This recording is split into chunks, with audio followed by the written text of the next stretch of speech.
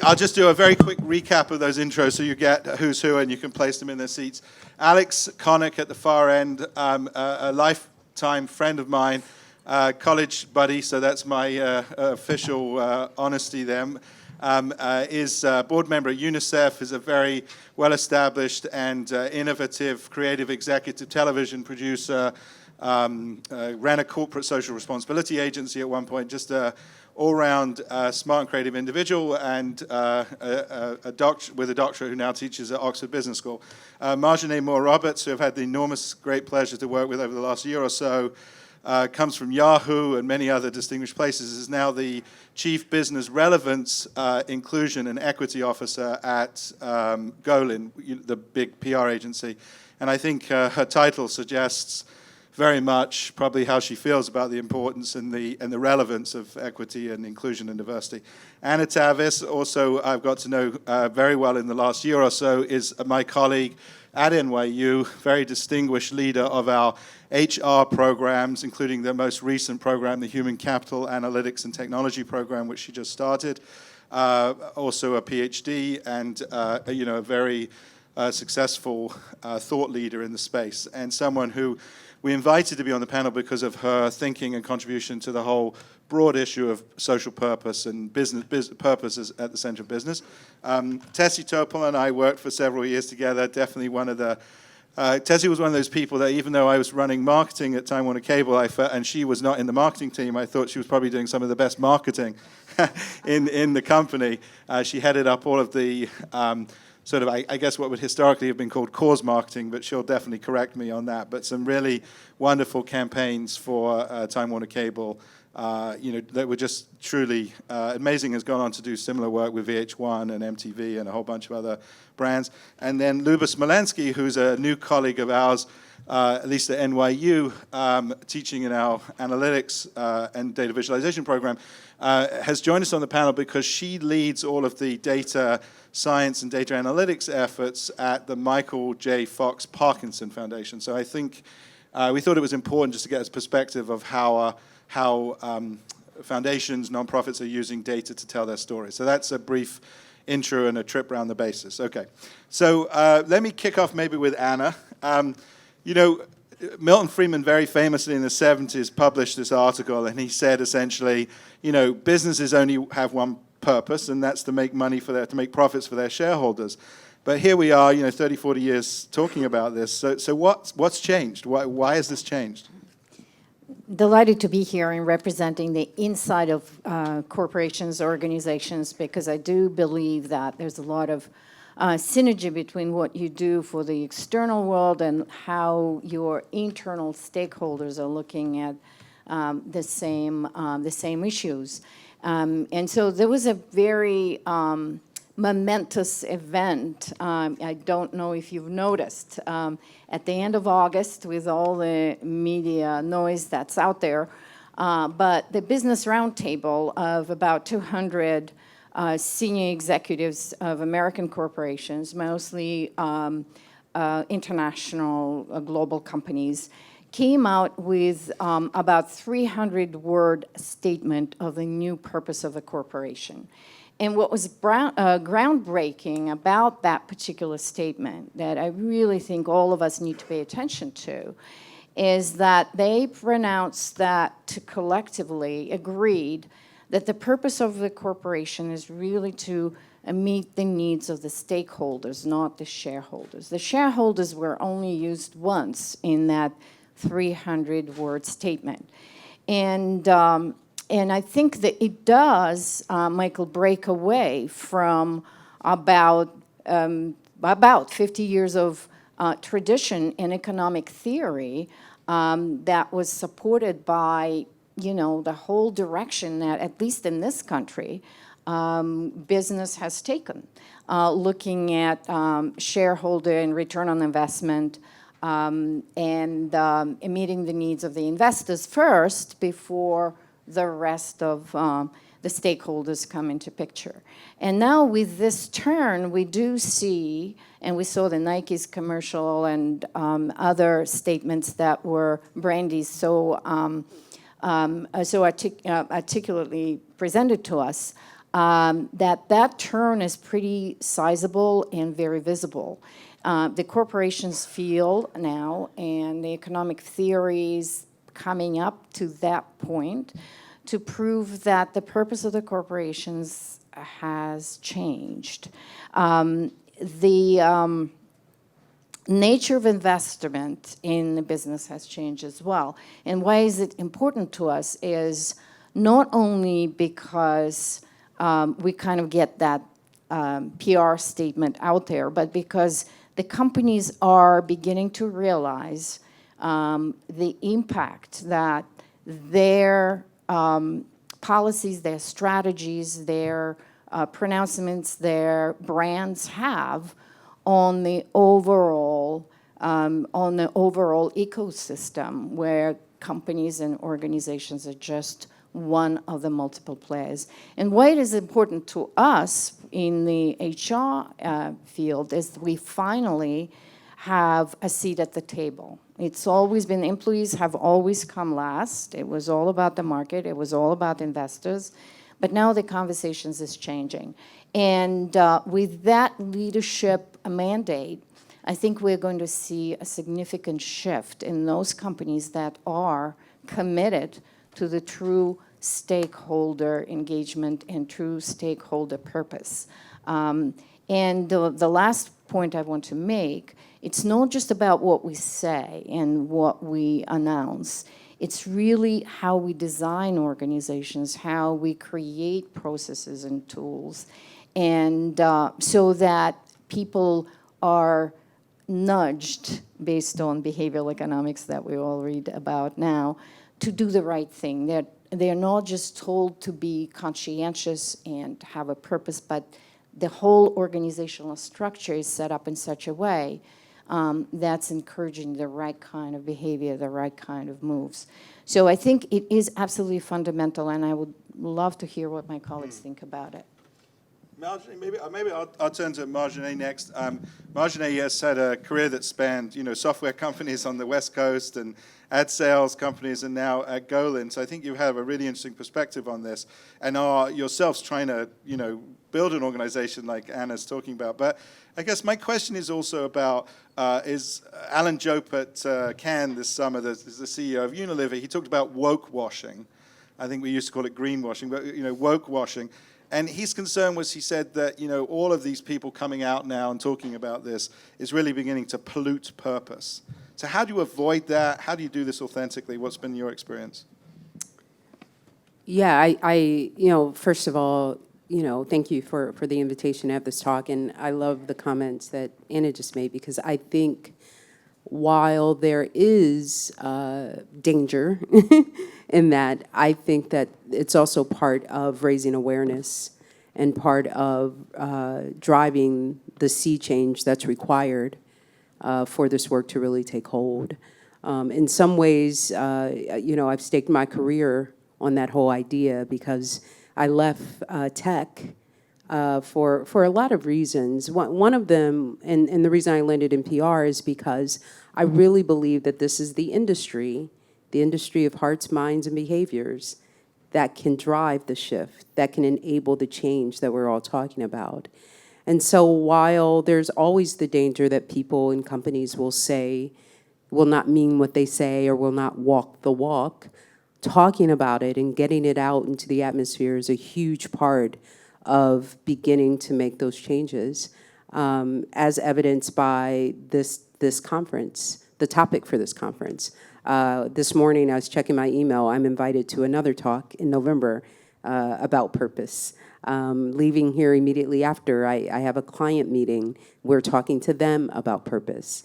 And so this is a necessary part of the equation. I think, to Anna's point, and I love that she made this, I think what companies aren't sure about when they get out there, and wherever Brandy is, stay woke is the right way to think about it, is how hard it is. It's not enough to take a stand on one thing, but you have to build your organization. You have to have the infrastructure up under it to make sure that you are delivering on what you said, and that is no small feat. That's the reason we're still talking about things like equity and diversity, 50 years later. My hope, the reason why you mentioned my title, is to move that conversation away from sort of an isolated HR initiative, or in the case of Purpose, an isolated, CSR initiative, deeply embedded into the business, into the way companies and the individuals at the companies operate. And, we could start, if it gets it into the conversation and, it's not quite as sincere as we need it to be to drive the change we want, I think that's okay in the beginning. I think what's going to happen, though, is the companies who are doing it well are going to be rewarded. And we are seeing that. We're seeing upticks in loyalty. We're seeing a very, very vocal and active social media presence where, consumers are participating in a two-way dialogue, a way to go, or a, oh, no, you didn't. All of that is going to contribute to companies who decide, okay, we put this out there, now we do need to walk the walk because there's a new level of accountability there. I've been thinking, Tessie, you're sort of in an interesting position because you're now an independent consultant and you're working with these companies, and I'm sure they're lining up to come and have you tell their story. If not now, then after the conference. But I guess I've always wondered, maybe like a lawyer who has to think about their brief and whether they'll take their brief. What's your smell test? How do you know whether a company's really committed? What can you tell? What are the signs that this is genuine and authentic? Yeah, no, thank you for the question, and also thank you for having me. I love talking about this stuff. So I think the things that bubble up for me when having those exploratory conversations with potential clients, and also, back when we were at Time Warner Cable, considering landing there, is there are three things that bubble up for me. The first is executive buy-in, and that might seem like an obvious thing, but what I realized when I got into Time Warner Cable was that anything that the company did in the community, any initiatives, was really considered a public affairs initiative or a PR initiative, as opposed to a company-wide initiative. And so, once the CEO, once we started turning the ship, and the CEO sort of got a twinkle in his eye and said, "Hey, wait a second here, we're thinking way too small. We have some very unique assets and reach that we could really be leveraging to affect a cause that is important to me personally, and to the future of our business, which was STEM education." And so I think that, and all the way through, the late Glenn Britt was a real champion of our work, and that really mattered. So when I am meeting with potential new clients, and they're shooting their great ideas at me, I say, that's a great idea. Is it yours, or is there someone else who knows about this? Is the company that's sitting in the C-suite? So that's the first thing. The second thing, having come from the nonprofit sector, this one in particular really hits home for me, is that I listen to the way that the client is approaching nonprofit organizations and other subject matter experts, academics, foundations, et cetera. If it sounds like they are looking for targets for charitable giving, or a logo that they could put on their website to lend credibility, then I usually kind of say, thanks, but no thanks. I think that, the most successful efforts in the community around social change that involve corporations are done 100% in lockstep, in collaboration with nonprofit organizations that are on the ground doing the work, every day, and thinking with that nonprofit, what do you bring to the table? What do I bring to the table? And so one of my clients is Cartoon Network. They have a decade's commitment to anti-bullying, and they have entered into a partnership with the Pacer National Bullying Prevention Center. And so we look at Pacer's assets. They're best in class from a content perspective in terms of the expertise that they bring, the reach they have into schools. But man, did those things need a creative overhaul, for any kid to want to take a look. And so now, those assets that are in classrooms this month, National Bullying Prevention Month, all around inclusion, and are, they include some of the most well-known Cartoon Network IP, which kids know and love, and they are, so it's a wonderful blend. And then the third thing I would say that I look and listen for is, has the company thought at all about social impact measurement? So it shouldn't be that hard to drop a few questions inside of a brand tracker that already exists to ask consumers around, have you heard of my initiative? Is this cause important to you? That's not the hard part. The hard part is actually knowing if what you did made a difference. Did your company make a difference in the lives of your consumers? And that's a much harder thing to measure, but just knowing that a company is thinking about it goes a very long way with me. Excellent. Alex, if I remember, you worked on a study at some point about some lessons learned about companies and greenwashing and leveraging social purpose. I wonder if you could share a bit. Yeah, we did a study at Oxford where we invented a whole bunch of tests to find out how people would respond to what we now term as greenwashing, which is there's also these fashionable terms that sort of come and go, aren't there? My favourite this morning is that everyone has to stay woke in a country where the president is like quintessentially non-woke in every single communication. So the world's most famous tweeter is never woke. Don't let him leave without Brexit. Yeah. Can I just say, I used to work for People magazine, and I once sat on a Learjet with Donald Trump and Michael Jackson, and that must now qualify as the least woke interaction that anyone in the room's ever had.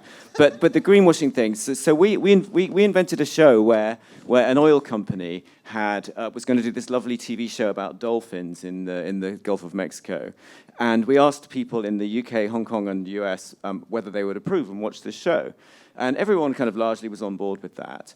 And then we said, but by the way, it's sponsored by an oil company. You're still happy with that? And they were like, fine with that. And then we said, oh, by the way, the oil companies caused a lot of environmental damage. And at that point, just the public approval, if you like, just fell off a cliff. And that's the jeopardy with greenwashing or woke washing or whatever our parlance is, which is that if you're not really living it, you're in big trouble and people will be onto you. And we actually found that there was actually a negative impact for that brand. In other words, they would be better staying at home and not making the show, not being involved in any way.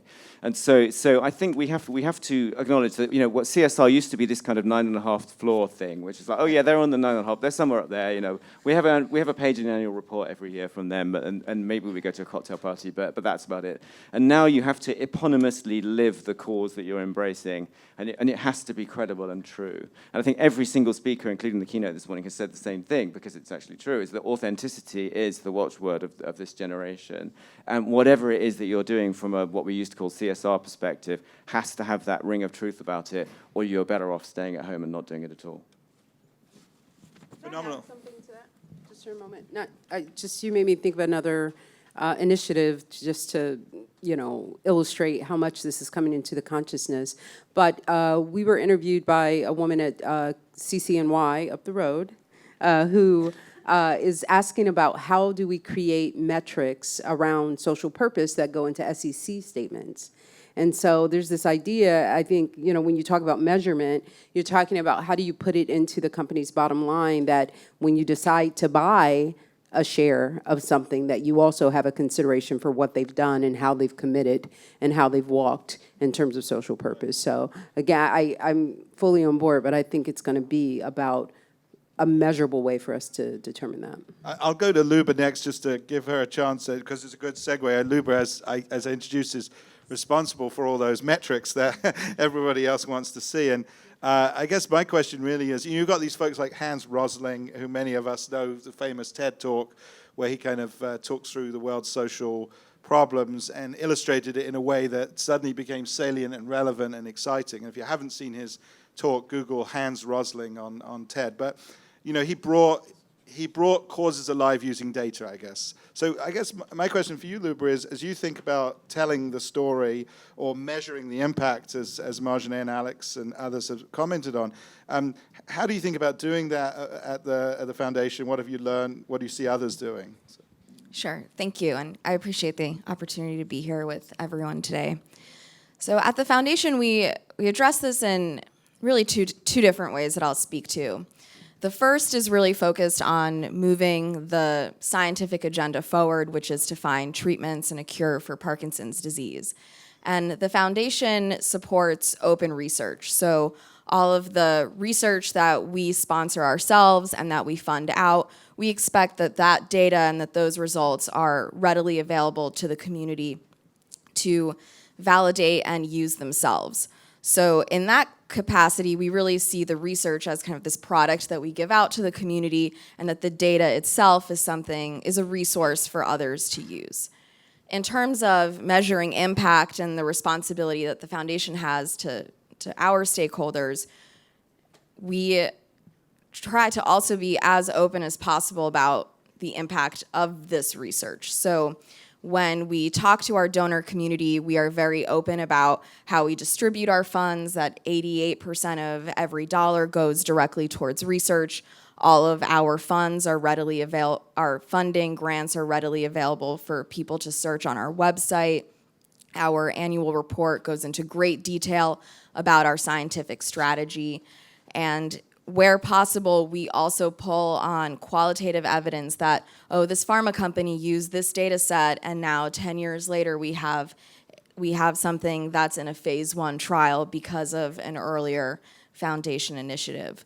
So we try to be as transparent as possible, and the measurement piece is something that's challenging as well, because the duration and the timeline for these efforts is crazy.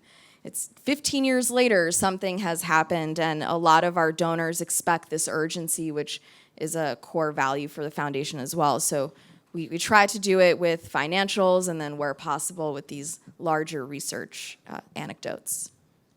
Anna, I think you wanted to build on I just that. want to close the loop on measurement.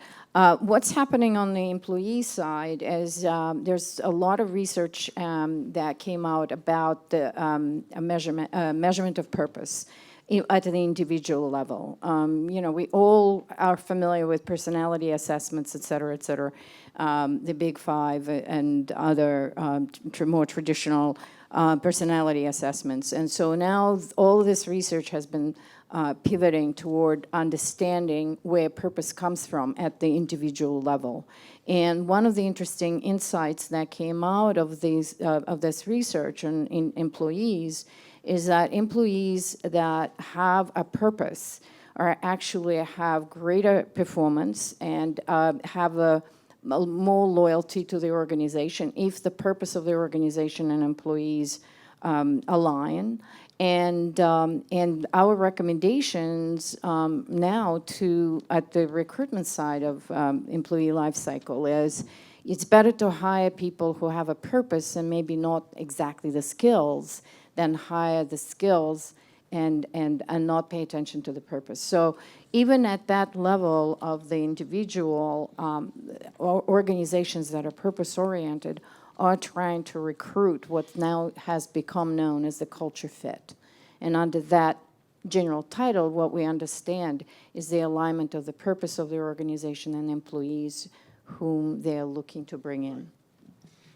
Maybe we can take the conversation and build on that idea, because as we're designing organizations or designing business value propositions, and we're thinking about our employees, there was historically a lot of talk. I mean, if we were here 2 or 3 years ago, and even today, everyone's talking about digital disruption. There's this wonderful work around the fourth industrial estate, or fourth industrial revolution, which I encourage you to read up on, and it promises all sorts of technological innovation and long life and health and happiness, etc. But obviously we all also know that that digital transformation, that digital disruption's come with a lot of anxiety for communities around the world. And so I wonder whether some of this emphasis on purpose, or our belief that young people have more interest in purpose, is somehow a reaction to all of that. So is this all a reaction to the disruption of technological life, or the isolation and the, economic, what is it, 57% of us will all be without a job. Any thoughts about that, where this is coming from? Well, interesting though, I found myself teaching, is anyone here studying found myself teaching at Oxford marketing this term, and there's this key concept in marketing, customer lifetime value, which is basically your value to the company when you buy an iPhone or what have you. And then it's been modified recently to customer lifetime social value, which is basically the compounded effect of everything you ever say about that company as a customer to all its other customers and potential customers. And that's why I think this is interesting insofar as this is not just do-gooding. This is actually quite good business. And so if you're thinking about maximizing your revenues, actually having a purpose at the core can pertain directly to that. And so we're not just sitting here trying to create this kind of fictionalized, wonderful world where no capitalism is dead and somehow some new form of kind of utopian socialism is abroad. Actually, we're talking about great business here, and that whether you're in the third, the charitable sector or the commercial sector, what you're trying to do is reconcile the true aspirations that customers have with your ability to do business with them, and everything that's been said so far pertains to that, I think, really. What I want to say is, again, looking at the individual psychological level, there's always been, we now know that about 40% of the U.S. population, by the way, that research has been done across the world, looking at the purposefulness in the population of different countries. So in the U.S., we know that there's about 40% of the U.S. population that has a purpose. Based on that particular set of criteria. And so what I would say that it's not anything new. It's just the way of looking at this particular individual, and I'm looking at the individual orientation and the level of commitment that we're now stripping off all of the trappings of the more traditional cultures, religions, ideology, et cetera, going all the way to the core of a psychological hardwiring. So we do know that purpose orientation is something that is hardwired in the human psyche. And again, at the individual level, and then obviously aggregates to the level of the corporation. And now what we found out, maybe Alex, to your point, is tapping into that particular resource at the psychological level has tremendous benefits and delivers both on the commercial and social side of the business. Yeah, I think the one thing I'd add there about whether it's a result of the fourth industrial revolution or not, I think the climate helps all of this. I think some of it is technology, yes, but a lot of it is our current president in the U.S. A lot of it is a sense of, are we on this runaway train? Are we going to let it keep running away? Or are we going to try and get in front of it almost? And I think there's just a deep desire for people to go back to a foundational set of principles that more people can relate to. And I think as crazy as it is, as crazy as it feels and sounds and looks every day, particularly even with my work on diversity and inclusion, the rhetoric, the nonsense, the craziness of it helps, because it helps remind us of what we've taken for granted perhaps, and that we all have to get very intentional about being purposeful, about being inclusive, about trying to take care of each other, and it's helping us identify when people aren't. So just thinking about young people, so having been at MTV and then and now working with Cartoon Network, I mean, I definitely see the same data as you that, and just observationally that millennials and Gen Z are holding companies, more accountable, and so I wonder if we're going to reach this moment where the business, going back to the Business Roundtable statement, is going to start to have a negative effect, because I think that, we see with on gun control and on climate and issues that affect young people. The digital revolution has allowed them to really have a voice and to take the power. So in terms of the Business Roundtable statement, I think that it's sent up a flare, a beacon, that this is now, something of importance to companies. But if they don't act somewhat quickly, I think, to back it up, with resources and fundamental changes within their organizations, I think I think young people are watching. They're aware. They know. I'd be interested to hear what others think. I mean, for some, it felt like a watershed moment, you know. And then, you know, sort of going beneath the surface, I mean, you know, is there a lot of there Right. yet? I'll tell you what we're going to do. I think we have actually a few minutes to take some questions from the audience. I mean, if they're time, I didn't think we'd get there, but if there are any questions or else I can happily keep the conversation going. Any questions for our panelists? Yes, Bob. So let me just repeat the question quickly back to those who may not have heard. Bob's question is, you know, he observes that we often conflate cause with purpose. And does a company need to have a cause associated with its purpose when it's, you know, prosecuting? I think that's a really good point. I was walking through the fashion district yesterday, and there was a company selling buttons. You know, I don't think that company needs a cause. I think that purpose of that company is to sell buttons. And the point being that there may well be companies here that just, you know, or future employers or clients for which you just don't need to superimpose this level of millennial angst that we're talking about. You know, some people just do really boring stuff.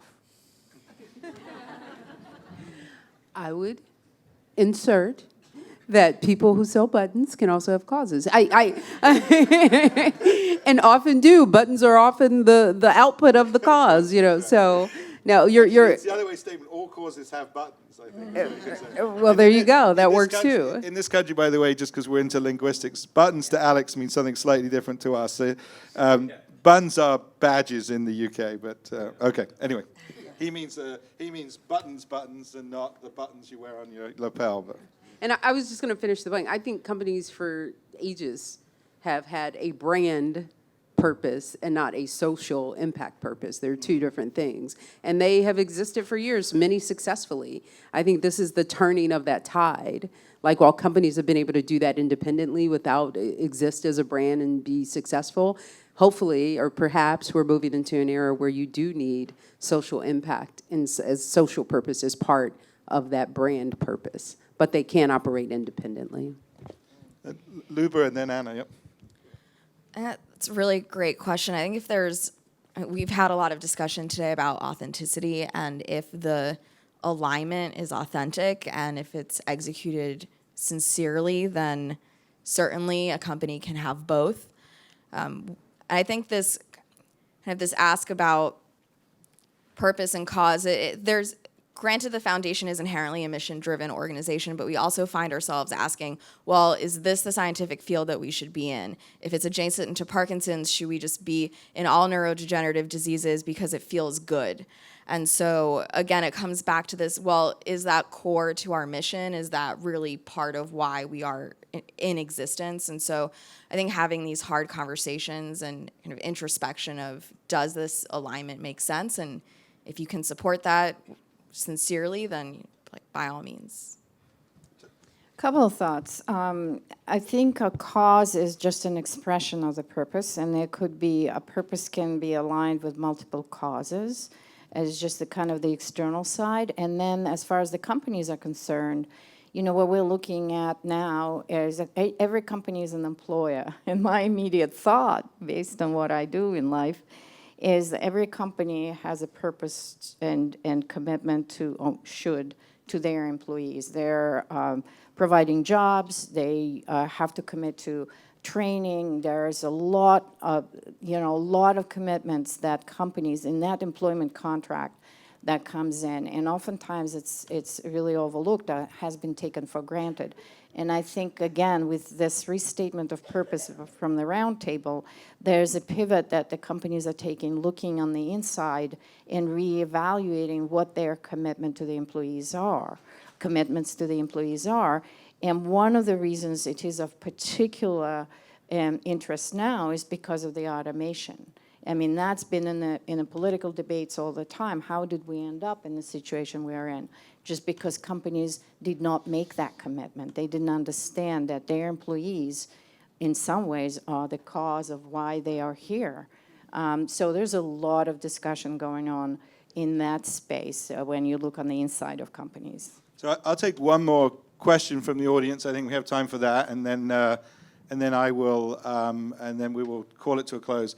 So the question for the room is if cultural fit is as important or more important than skills, for example, how do HR professionals and companies ensure that it's not just their definition of cultural fit that starts to be imposed? Oh, and I think it's evolving. Clearly, when this realization kicked in around, what are we recruiting for, and looking internally at the research showing who are the people who stay, who are the people who are delivering, and that cultural component, cultural dimension came up. But what we also learned, looking at what that really is, that everything comes out of that cultural fit looks the same. And that's where implicit bias conversation got started. I'm sure you're spending a lot of time on that. And so I think understanding what culture means was the first step. Now we are trying to take it apart, break it down, and see how do we not project out the bias. And the conversation is also around strategic positioning of the company. What if we are going and moving into the different space? Where is that cultural fit? Will that be also obsolete? And how do we continue to evolve and bring more diversity, et cetera, et cetera? And in fact, I think the focusing on culture opened up so many opportunities for us in saying, yes, we're not perfect, we're biased, let's understand what it is. And this is where I'm so delighted to hear all of the people here who represent diversity voices and also diversity attention initiatives in companies. But we are by far, and I think Brandy said it very well, not where we need to be. And this is where we need to partner also to think about how we are going to bring this together. The only thing I would add to the conversation is this idea of cultural add. Like, we're moving away from the language of fit because it does introduce and sort of perpetuate bias if people are thinking about fit too narrowly. And so what we've asked people to do is open up the discussion to, are we adding value? Are we adding something that we don't currently have in the room? And if we are, what is it? And is it consistent with the opportunities we're creating? The other piece related to the question, and I know we're at time, is that there is an enormous opportunity for inclusion and diversity to the intersection between social purpose, inclusion and diversity. The opportunity is enormous. When I was at Yahoo, we had a $20 million employee fund that we were able to open up to our employee resource groups that are aligned with different dimensions of diversity. And the social purpose group led the charge to say, find purposes that align with the groups that you represent so that we can make sure that we're giving and that we're supporting these in an inclusive way. And that intersection was actually quite powerful. And so to the extent that we can keep looking for ways to bring those together, they are not the same way you can have a brand purpose, a social purpose. Inclusion and diversity is also another element of that, but together they can be quite powerful. So I think I have to, we could go on for hours, but I'm looking at everyone hovering, and some people giving me the hook. So I just want to thank this wonderful panelists for joining us today, Alex, Marjane, Anna, Tessie, and Luba, and show them your consideration in the typical way. Thank you very much.